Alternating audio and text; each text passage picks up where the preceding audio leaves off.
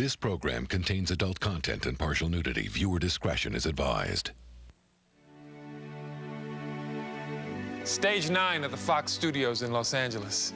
For me, this is a place that holds a lot of great memories. Hi, I'm Jimmy Smits. For several years, I was fortunate enough to be part of something very special here. I played a detective on a show called NYPD Blue. For 12 seasons, a talented ensemble of actors pushed every boundary of the one-hour crime drama. Tonight, we say goodbye to NYPD Blue by telling the story of the show, both the highs and the lows, through the words of the people who were there. We'll relive great memories with the actors, the creators, the writers, and the crew that brought it to life each week. This is NYPD Blue, a final tribute.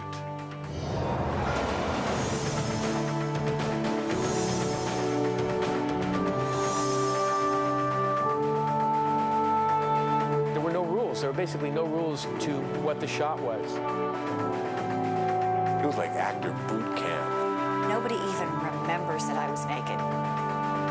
There was this total backlash from the press.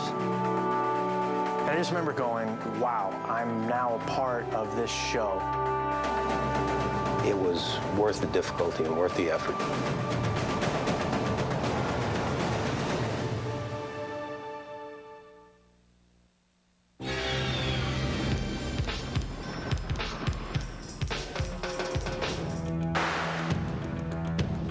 Like every great TV show in history, it started as an idea.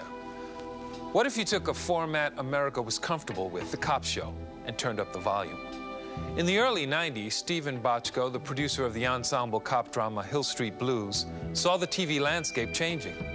Cable was here to stay, and the network one-hour drama was looking tame by comparison. It was time to take some risks. Drop the gun! David and I sat down to create a gritty, realistic cop show. We need an ambulance! We wanted to ground it in a much firmer reality. New York City Police Department. The bells and whistles were the language and the sexuality. I heard somebody say recently that any great new idea goes through 3 inevitable phases. The first one is, it's nonsense. The second one is, it's against religion. And the third one is, I was behind it all the time. NYPD Blue certainly went through those moments. We were under staggering assault from all kinds of quarters, advertising and affiliates, but most intensely from the religious right. Eventually, ABC and the show's creators came to a delicate agreement on profanity. A dictionary of acceptable words was drafted, along with the number of times they could be used per episode. 37.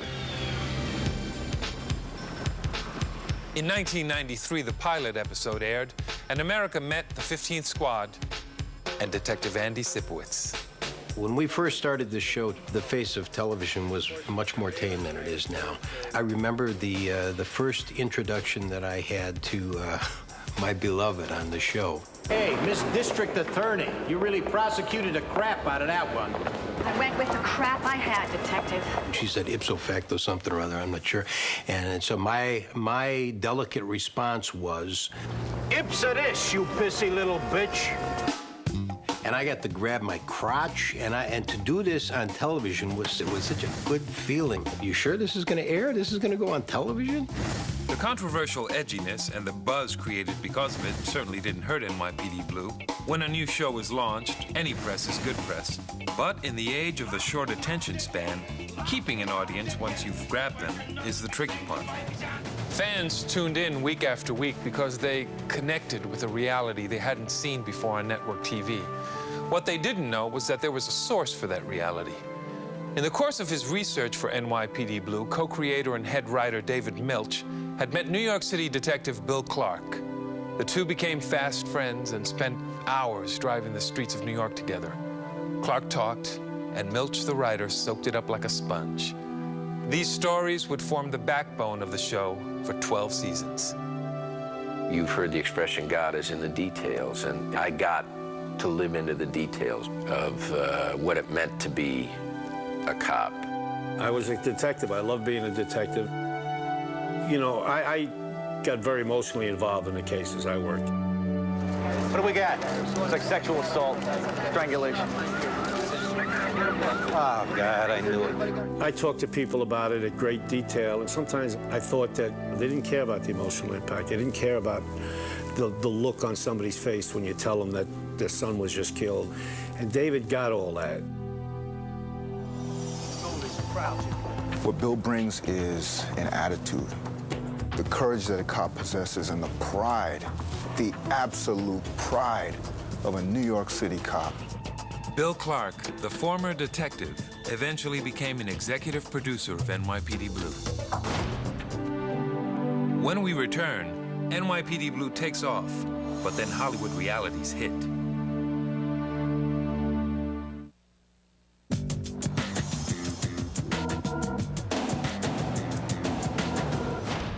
One of the early trademarks of NYPD Blue was the frenetic camera work. At the time, it was considered revolutionary for a one-hour drama. The director of the pilot, Greg Hoblit, brought this look to the show. The camera just became the eye of the viewer. Just, I'm over here, I'm over here. And it would flick, like eyes do. None of it could be arbitrary. It had to have a logical reason for happening. There were no rules. There were basically no rules to what the shot was. When I thought I was safe, all of a sudden there was a camera in my face, and I thought, oh, this is going to be interesting. In the second season of NYPD Blue, it looked like the show had weathered the storm of negative publicity, receiving a record 26 Emmy nominations. David Caruso's portrayal of Detective John Kelly made him one of the most popular actors on TV. Look, I know for a fact that the gun aimed at that cop was not loaded. It was useless. But it's your edge. And if you use it, you're going to destroy this kid. Now, you know that. Come here, Norman. Okay, I'm getting sick of you. Tell me if this is unloaded or not. I don't know! You're right. Empty. Tell it! You want to sit on a butt like cottage cheese? Be my guest. Meanwhile, I'll be sitting on this. Even the nudity that had ruffled feathers the first season was becoming acceptable. I remember the first season, New Yorkers being as subtle as they are, when we'd be on the streets, they'd drive by, yo, Sipowicz, when are we gonna see your ass? Hey, hey, hey, hey! How about you just relax there, pal? We thought, all right. So we had this shower scene. For me, the most prominent element about the whole thing is that nobody even remembers that I was naked. What are you doing? They were all up in arms about Dennis's ass right there on the screen. Whoa. I've been living that one down for 12 years now. And the Emmy goes to Dennis Franz. But what fans of the hit show didn't know was that big changes were right around the corner. David Caruso announced he was leaving NYPD Blue. We thought we were making a unique television series of very high quality. What should have been an incredibly happy event for all of us was a really very unhappy event because David Caruso wasn't happy. The entertainment industry in general is a great eater of popularity, and offers came at David from every direction. When the second season was about to begin, he came in with a list of demands which were just not realistic. The show had such promise and such excitement behind it, and yet there was this real issue. Tell Fancy I'll clean out the locker later, okay? Stephen and I just looked at each other, you know, and we didn't want to play. You know, we had a connection, me and him. Some of the most, you know, memorable moments together on the screen for me were with him. I mean, like when I said goodbye to him on the stairs. Listen, James, yeah. I'm leaving the job. I found him to be very exciting to work with because, you know, he came in ready to score 40 points. Don't quit, John. Listen, James, you're gonna be okay. We just keep doing what we talk about. I was concerned like everybody else, but I had faith, and I believed that this thing was bigger than one individual. With Caruso's departure, Stephen Bochco was in a serious bind. ABC had only stuck their necks out about 3 miles to get the show on the air. And we come to him and say, you know, David's gone. Now, keep in mind, I wasn't aware of any of this. I had known Stephen Bochco from my days on LA Law, but at the time I got the call, I was shooting a film in Morocco. Would I be interested in co-starring with Dennis Franz on NYPD Blue? Like now? I thought about it for about 8 seconds, and I said yes. With guys like Milch and Bochco in charge, I knew this would be the ride of a lifetime. And it was.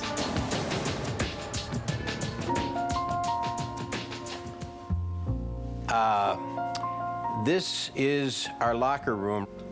We've had discussion after discussion in here, heartfelt moments. I remember the first time I met Bobby Simone. It was in here. I was trying on a pair of glasses in the mirror. I'm fatoutsed about that, and who walks in but this good-looking tall guy? Andy Sipowicz. Oh, Andy, Bobby Simone, good to meet you. Yeah. Simone comes in and he just shakes hands with Dennis, and he goes out and he finds Fancy. He said, this isn't going to work. That's not going to work out. What happened? Oh, don't get me started. I mean, his attitude's all wrong. How you doing, this type of thing. He asked you how you were doing? Yeah. Sipowicz was able to express the audience's resistance in such an extreme way that the audience wound up saying, hey, give the guy a chance. Simone's entrance worked. People seemed to like these guys together. And the friendship between writer David Milch and Detective Bill Clark continued to be the source of new storylines and scenes. One day we were driving home and the Duke of Earl came on the radio. And I started tapping the steering wheel and started singing. The next thing, David's singing.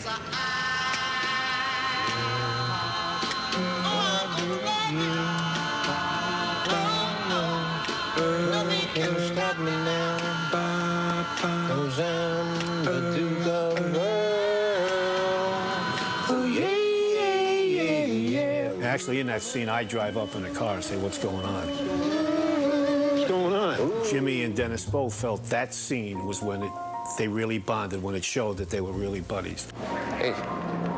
Oh, that's real funny. Let's not get testy. Yeah. I want to ask this guy to stand up for me. We've become pretty friendly. I think he's a good guy. Yeah. As the relationship between Sipowicz and Simone grew stronger, the show evolved, becoming more than just a cop show. New storylines examined life outside the 15th, as other characters emerged. There was Medavoy. Here's a specimen jar and magazines. Martinez. I figured a rose was too much of a statement. An apple won't raise no eyebrows. Fancy. Sylvia. And of course... Do you like hockey? I'm not a huge fan. Donna. Donna Abindanto. The one Greg was involved with. Hi. Hi. Donna's sweetness and Medavoy's bumbling were just this escape from the precinct and everything going on in it. There's a great storyline that Medavoy got involved with Gail O'Grady and her sister, played by Deborah Messing. I'm very attracted to you. This poor guy had to deal with these two beauties. I'm all yours, Detective. Oh, boy. That was a tough day at the office. Whoa, look at this. I was talking about the Deborah Messing, the Gail O'Grady situation. You know, I actually talk about that in my sleep. So. The relationship between detectives Bobby Simone and Diane Russell raised a compelling question. What happens when two cops fall in love while they're on the job? Pretty proud of yourself there, Diane? What are you talking about? Putting yourself in harm's way like that. I was doing my job. You're gonna start quoting the book How to Do the Job while you're carrying our baby in your belly. This conversation does not continue here. The thing about the show is the characters. They're raw. They have flaws. You know, so people can look into those characters and see themselves in them. As a token of your promise to him, place a ring on his finger.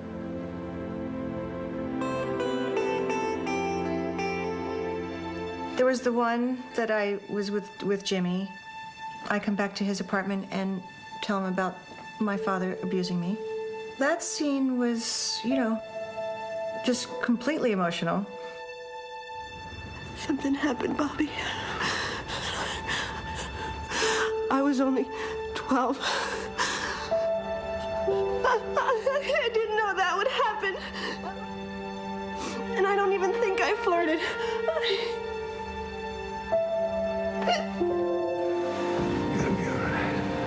In many ways, the characters of NYPD Blue, both then and now, carry ghosts with them.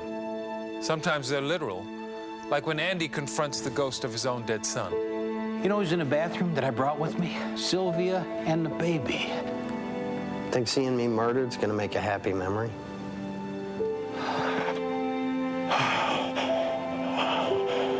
This is where you were murdered. Other times, they're the ghosts we all carry with us, whether it's addiction, abuse, or the loss of a loved one. It's not too bad. Take care of the baby. On NYPD Blue, we were given a chance to explore them all. When we return, the show's co-creator faces his own ghosts through the character of Andy Sipowicz. Let's just say Sipowicz got sober before I did.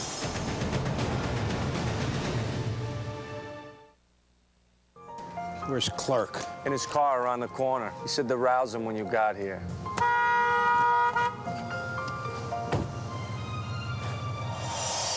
Detective Andy Sipowicz. It's tough to imagine the TV landscape without him. For 12 seasons, we've watched this guy battle everything from new partners to new bosses to a bottle of scotch. He's intolerant, he's grumpy, and he's exactly the guy you want on your side. Why is that? Well, it's simple. Good writing and Dennis Franz. It's amazing to watch the sort of very subtle transition from Dennis, who is this sort of easygoing, jovial, fun-loving, charismatic guy, to becoming this other man. What? Who is very dark and opinionated and intense, and... Don't you ever do that again. He's got that thing. When I would meet people on the street, they expected Andy Sipowicz. Okay. Where? It's a vacant lot down on the Brooklyn waterfront. Is he gonna smack me? What, I'm the bad guy? Did I say anything? When I got this job, I thought, you know, he was the last guy I met. Came to the set, and I'm thinking, oh boy, man, this is Sipowicz. I mean, I'm his partner, and he's gonna eat me up. What, you figure you were gonna clear this case on your own? Is that how it works? What are you talking about? This gruff kind of character, you know, that you look at, and there he is, you know, the hands outstretched, give me a hug, and hi, Mark Paul. I mean, I'm pretending to be this. And then to confess that he watched Saved by the Bell, and, you know, I was like, what? This guy? When was the last time you tried going on a wagon? When's the last time you tried growing tits? I was concerned from the very beginning that who is going to give a damn about Andy Sipowicz? This guy was a racist, he was a loose cannon, a womanizer. Who's going to care? I get shot 5 or 6 times. First episode, if I die, so what? So I brought this to the producers, Stephen and David, and they gave me this thumbs up and says, you're going to find a way to make them like you. I came here to tell you that you're the toughest bastard I ever met. And I'm not counting you out.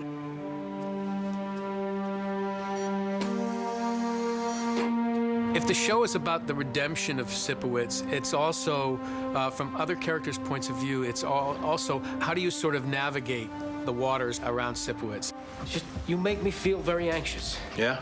How? How do I make you feel anxious? And there are some days that are easier than others.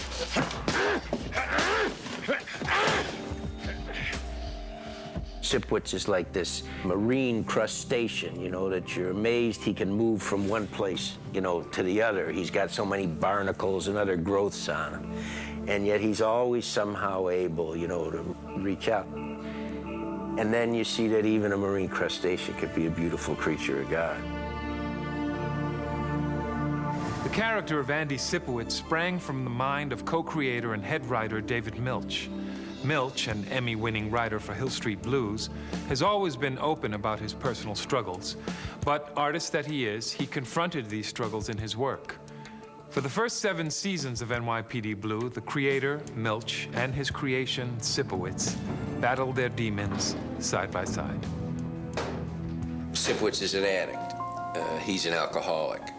I'm an alcoholic, among other things.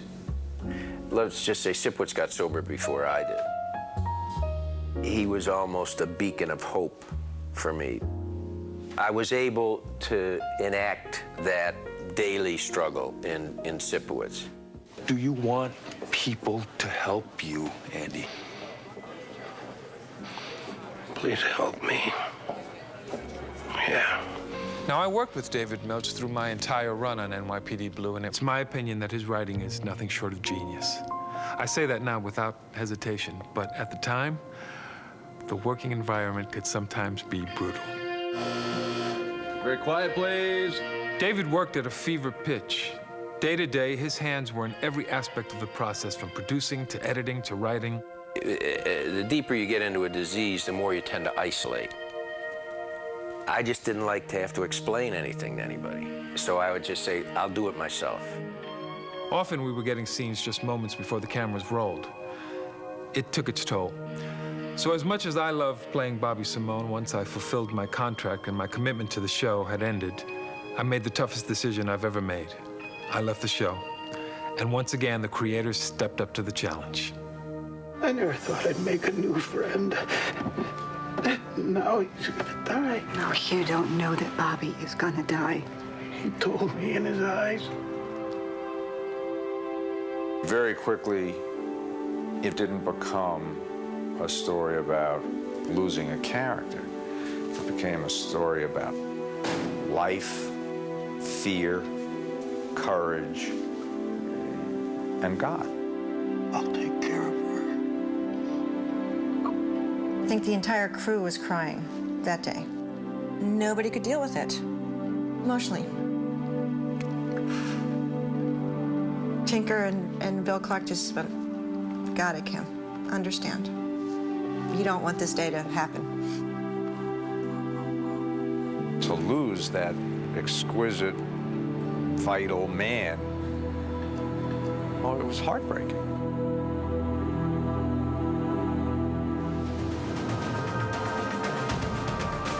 Andy's next partner on NYPD Blue was Rick Schroeder. Squad's upstairs? Yeah, what do you need? I'm assigned up there. So that's what 14-year-olds are wearing now?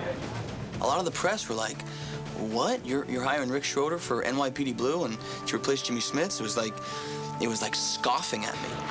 So at what point do you get a locker in this squad? Schroeder proved to be tougher than his critics, and the show powered through. But according to the people who were there, season 7 of NYPD Blue proved to be its most chaotic ever. I wasn't there when supposedly the rumor was it was normal. People don't believe me. We had call sheets. That's the schedule that we get every day that were just blank. If you ever done a school play, we were doing a school play, except when we got to the theater, we didn't know what the play was. Dennis would say, Rick wasn't always like this. He'd be called in, and David would start coming up with stuff to do, and he'd develop these scenes as you're there. People were writing inside their eyelids and on the bottoms of their shoes, Hey, Baldwin, let's not have any direct or simple communications. Don't say nothing to me I don't have to work on with a decoder ring. It made me a better actor, because this guy threw everything he could at me, and I handled it. And he made all of us better. I mean, he raised the bar. It was a very, very stressful, difficult way to work. But the rewards were wonderful when you were able to be a part of David's genius. When he came up with something that was just really so unique and special, it was worth the wait and worth the difficulty and worth the effort to get to. I cannot live on a day-to-day basis, and I am saying that with honest expression. Is he okay, Andy? Honest to God? Don't worry about nothing.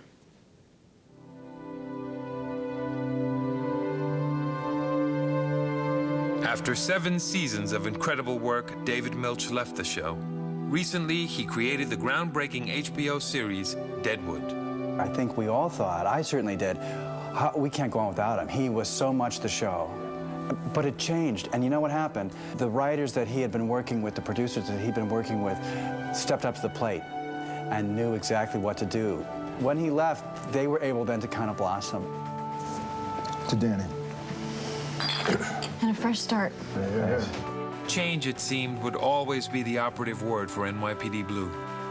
The wooden gate of the 15th Precinct has had some pretty amazing faces pass through it over the last 12 years. Yet through it all, Andy Sipowicz, still the walking contradiction he's always been, remains.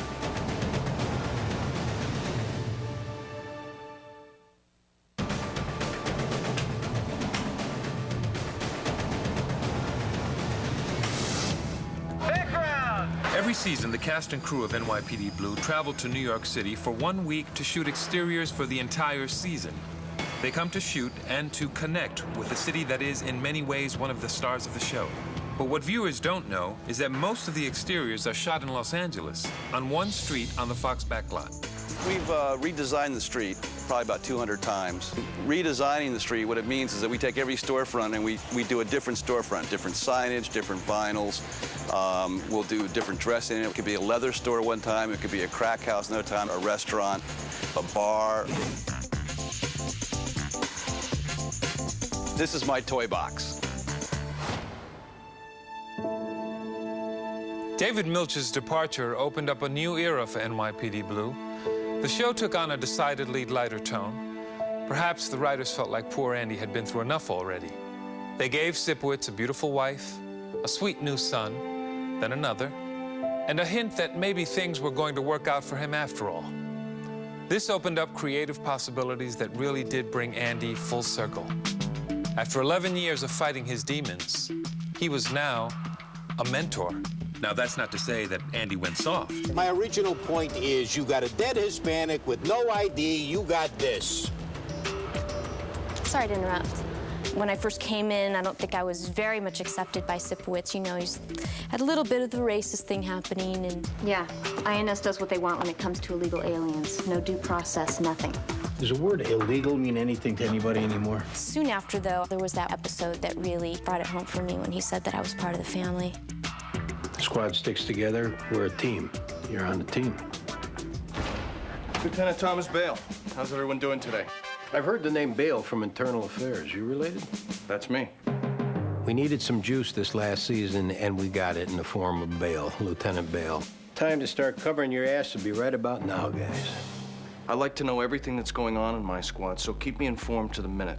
They were sort of what they call a rogue squad, and they sent me there to rein things back in and have them, you know, do policing by the books. Knowing that Andy has, you know, in other words, been running the squad, to sort of come in and go, no, not anymore.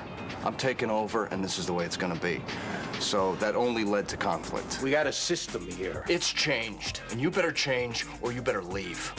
Curry Graham plays the Lieutenant Bale so wonderfully. He's a real pain in the ass. Do you remember an announcement I made earlier about being kept up to the minute? The fish are listening. Might be a problem with the water. Well, who handles that? I do. Oh, keep me informed. After the first couple of scenes, we were like, okay, this is good. This is fun. You know you're over 500 miles past due for an oil change? I didn't know that. That sure gets into the shop. Yes, sir, Lieutenant. When Mark Paul Gosselaar came on the show in the form of Detective John Clark, he brought a wonderful addition to the show. Wasn't a very nice thing to do. And this character finally presented us an opportunity for us to see manifestations of a younger Andy Sipowicz in development. I'm recognizing traits in him, or my traits, when the world first met Andy Sipowicz. Give me those damn keys! You're in no condition to drive, John. You want to stay here and keep making an ass out of yourself? Get home by cab. You're so screwed up, I don't know if you realize it. This last season, Mark Paul has been in dilemmas that I've tried to help, and his refusal to allow me in sometimes I can relate to. You lost your temper because you're hungover. I had 2 beers last night. Then you're sleep-deprived and sour because of the whores and staying out all night. Andy, whores was you. I'm plucking off secretaries. It don't matter. Yes, it does, because it's worse. everything you did was worse. But tell me how to fix my life? You're a hypocrite. By virtue of his own experience, having wrestled lifelong with demons, Sipowicz understands that you can't parent somebody who doesn't want to be parented. Listen, John, I don't want to work with you no more. You gonna dump me as a partner over this? Yeah. Shame on you. You're cutting me loose for nothing, huh? I'm having a tough time, and you don't want to deal with it, so here's your easy out. Yeah, well, good. You don't want me as a partner? I don't want you as a partner. And if that means that you fall on your face, then you fall on your face. As the show evolved and changed over the years, I kept up by watching it. You see, I was still a fan, which is why I was so honored when Stephen Bochco called again and asked me to return to reprise the role of Bobby Simone in a new way. Hey. We were able to bring Bobby Simone back in to show him the way to reconnect with this young man who he loved like a son. John, your family. You are going through an unusual time. Tell me about it. The ghost of Simone comes and puts me back on track, saying, help him. That's your job now. You have become the father. You have become the helper and not the one that needs the help. When the kids are at their worst, that's when they need you the most. It was thrilling to be down there and watch it and seeing everybody kind of crowding around and watching those two guys. We'd all of us forgotten what a remarkable duo Dennis and Jimmy were together. How come I'm so afraid, Bobby? I think they wrote it right. I think we performed it right. I think it was done beautifully, and I loved seeing him back. I miss you, partner. I miss you too.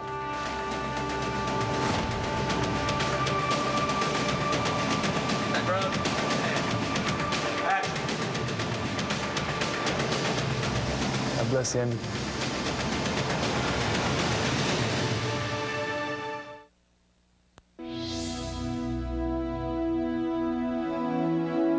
It's hard for me to believe that it was 12 years ago when I first stepped on the stage, and I looked around like a young kid, being so happy that all this was going to be our play box, and we were going to be able to play in this for a while. May I feed your fish? Be careful. My fish that have been a constant source of Sipowicz's enjoyment. We've had great storylines that Sipowicz has had relating to his fish. Whose fish tank is in it? Mine. I got a clownfish, just had eggs. Well, Loach's belly up. He made us laugh. All right, that's enough being a wise ass, you hear me? Well, maybe you could transfer those to your home tank. I ain't moving them fish. This door, we've gone in and out of for so many times, and it holds a special place in my heart because during one particular episode where I get into a battle with Arthur Fancy, I went up like this, and bam, my fist went through this supposedly tempered glass, sliced my forearm. I was rushed to the hospital, spent a night in the hospital. Down to the bone. It was very serious, many stitches. Where's the first aid kit? In honor of my elbow and everything, I think I'd like this door to come home with me. This gate, I think, is on the list of things that I would like to take from the set. And I've asked my wife, can we find a place where she says, we will absolutely find a place for our gate. This February, the current cast and crew of NYPD Blue began work on their final episode, number 261. Think about that for a second. 261 hours of investigating and interrogating. 261 hours of words written, acted, and produced. 261 hours of perps, skells, lawyering up, and reaching out. It's a pretty impressive feat. Here's what it was like on the set of NYPD Blue as they shot their final episode.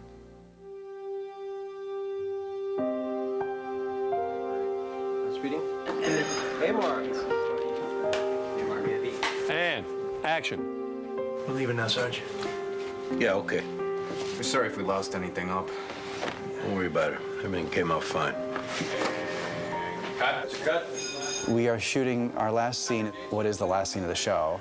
We're not shooting out of order. The last scene we're shooting will be the last scene that anybody ever sees. Let's make this nice and... This is our last day of shooting, and it's kind of hard to deal with. It's a happy thing in a way because, you know, it's kind of like graduating high school. We all go on. It isn't anybody's last show or anything, but it's the end of the group, and that's a tough one. I have a feeling when the moment comes, I'm going to be a mess. No, hold on. You have to push the button. Okay, hold on. It really hasn't quite sunk in yet, the fact that it's over. I guess I'm in a little bit of denial, but I'm leaving such a great show. It's going to be difficult to find that. You know, 12 years really spans a generation. When I look at photographs from when we won the Emmy in 1994. Dennis Franz. Everybody was so young. Everybody was so young. Stephen Bochco and David Milch called and asked me if I would be interested in doing another cop show. So my first thank you would be to myself for having a sense to say yes. It just gives me such a sense of a sweep of time. I've been coming here for 12 years, and to realize that I'll never come here again, it's kind of heavy. Camera action.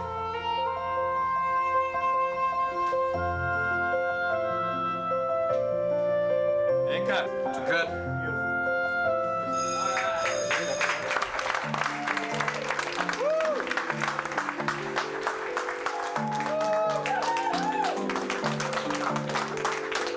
Everybody on this crew treated this show like it was a family. All right.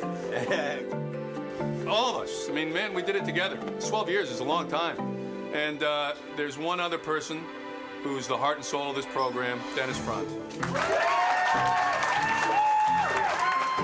These last few weeks, having to relive so much of the show from the very beginning, to go back 12 years to remember so many things that you have forgotten. Man, we've had some great moments and great memories. We got actors that are rap. I think we got Bonnie Somerville. Jacqueline Oberdor, ladies and gentlemen. It's hard to put into words. It's been almost 4 great, wonderful years with some great people. It's going to be something that I'll hold very dear in my heart for a long time, and hope that I get to work with some of these people again. Ladies and gentlemen, Bill Proctor. This show, it's meant so much to me. You know, it's been life-changing. This has been a great experience. I'm not sure we can forget Henry Simmons. It's the people, you know, these people that have as a family. Mark Paul Gosselaar. I'm gonna miss playing a cop. I'm gonna miss, you know, putting on my gun in the morning and my badge and my cuffs. I'm really gonna miss this family. I think that one of the hardest things is going to be leaving this character, you know, not being able to see him every day. All right, on 3. I can't imagine a better working experience than what I've had here.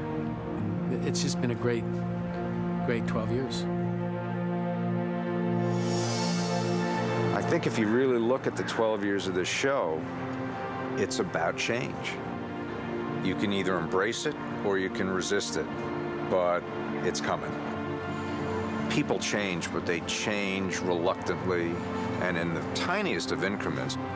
And yet, when you look at the 12-year tapestry of the show, you can track the changes, and the changes are significant.